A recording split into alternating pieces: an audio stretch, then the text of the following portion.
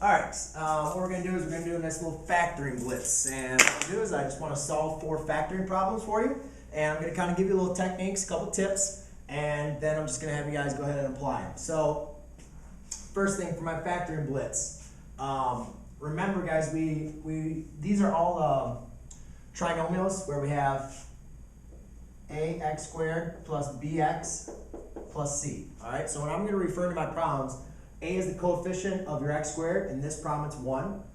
Bx is your coefficient of your linear x term, which is, in this case, it's 9. And c is your constant, in this case, it's 8. So we're all doing problems where a is equal to 1. And that's going to be very helpful for a reason I'm going to show here in just a second. The next thing you notice is we have a different set of signs. All right. Here in this problem, I have 2 positives. Here I have a positive and a negative. Here I have a negative and a negative. And here I have a negative then a positive. These are going to become very important for you guys when you're trying to factor, that you guys can get little shortcuts in there so you can factor a lot quicker. So the first thing we're doing factoring is, remember, we want to get our set of linear factors as we want to get it to kind of 2 binomials. And the first set is we want to have an x times x. Because that's, we know when we do FOIL, x times x is going to give us x squared. Then our last 2 numbers have to add up to give us 8. So what we're going to do is, I like to sometimes kind of like to do a little diamond here. And if you guys can just remember, what I'm going to call is these last 2 numbers, I'm going to say 8 times c, which is your first, which is 1 times 8. So this is going to be an 8. Then what we have to do is, when we FOIL this out, we're going to be adding up our middle terms. Because remember, this x is going to add, this x is going to multiply to this number, and this x is going to add to this number. And we're going to be able to add them together, and they're going to add up to equal 9. Now, here's the important part. We know that 2 numbers multiply to give you 8, right? We need to figure out what those 2 numbers are. Now, the important thing is, since 8 is positive, we know our 2 factors have to be either both positive or both negative. Right? 8 is positive. There's only, you can either have 2 negative numbers make a positive, or 2 positive numbers, when multiplied, make a positive. So I need to look at my factors for 8. So you could say 8 could be 8 times 1, 4 times 2. Well, which of those 2 add up to give you a positive 9? And it's very simple. I'm sorry. Or it could have been negative 8 and negative 1 and negative 4 and negative 2. My bad. Now, out of these, which of those add up to give you a positive 9?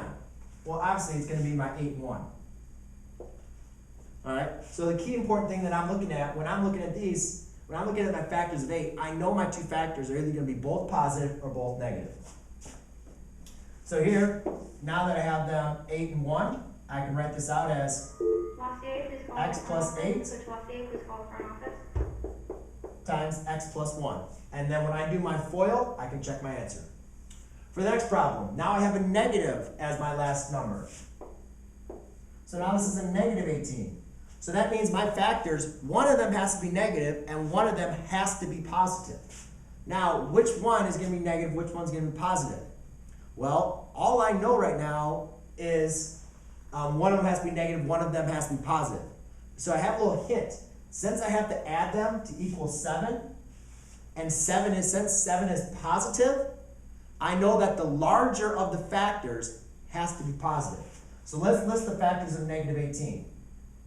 I have a negative 18 times 1. I have a negative 9 times 2. I have a negative 6 times 3. And that's about it. I could also do 18 times negative 1. I can do 9 times negative 2. And I can do 6 times negative 3. Now, I just told you the larger factor has to be positive. So which one, where all the larger number is a positive? That's not it. That doesn't work. That doesn't work. So it has to be one of these factors. Now, which one of these factors, when I add them up, gives me a positive 7? Well, if you look at it, it's going to be 9 and negative 2. Therefore, the factors for these, or when I factor it out, be x plus 9 times x minus 2. Now, I'm not dealing with x's, I'm dealing with a's. Again, I have a negative 16, so it's a negative number. So that tells me my two factors, either both, oh, that's what I forgot to mention. I'll make sure I mention here. Both my factors have to be either both negative or both positive. However, since my middle term is negative, I can't add two positive numbers and get a negative. So I'm only going to list the negative, I'm sorry. No, I was working on, my bad. Since these are negative, you can't have two positive numbers, right? Two positive numbers will never give you a negative. Your value has to be either positive, one positive, and one negative factor. However, unlike this problem, where the larger factor had to be positive, here, since my middle term is negative, my larger factor has to be negative. So first, let's just list the factors of negative 16. I could do negative 16 times 1. I could do a negative 8 times 2. And I could do a negative 4 times 4. I could also do a 1 times negative 16. I'm sorry. How about a negative 1 times 16? I could do an 8 times negative 2. And I could do a 4 times negative 4. Now, out of these, which one of them is when my larger factor is negative? Bethany is good in. That doesn't work. Report to the front office. Bethany is good in. Neither of these all work. So these are my three factors that work when my negative number is larger, or my negative factor is larger than the other factor. So then which one gives me a difference of negative 6? That's negative 8 and 2. So when I factor this, x minus 8 times x plus 2. Last problem. I have a positive, right? So that means my factors either are two positive factors or two negative factors. However, when I add up my factors, I'm going to get a negative number. So therefore, I can't add two positive factors and get a negative number. So therefore, I'm only going to list the negative factors. So let's look at 30. And it has to add up to negative 13. So my factors are, remember, I only want to list the negative ones. So I can do negative 30 times negative 1. I can do negative 10 times negative 3. I can do negative 15 times a negative 2. Well, which one of those, when added up, gives me negative 13? It's obviously that one. Negative 10, negative 3.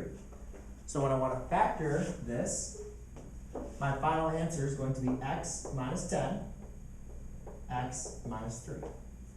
So just remember your shortcuts. When you have a positive at your end, it's either both positive or both negative. If your middle term is positive, your factors have to be positive. And if your middle term is negative, your two factors have to be negative. Whenever you have a negative as your last term, your factor is either going to be positive, one negative, but you need to determine what is your middle term. If your middle term is positive, then the larger factor will be positive. And if your middle term is negative, then the larger of the two factors will be negative.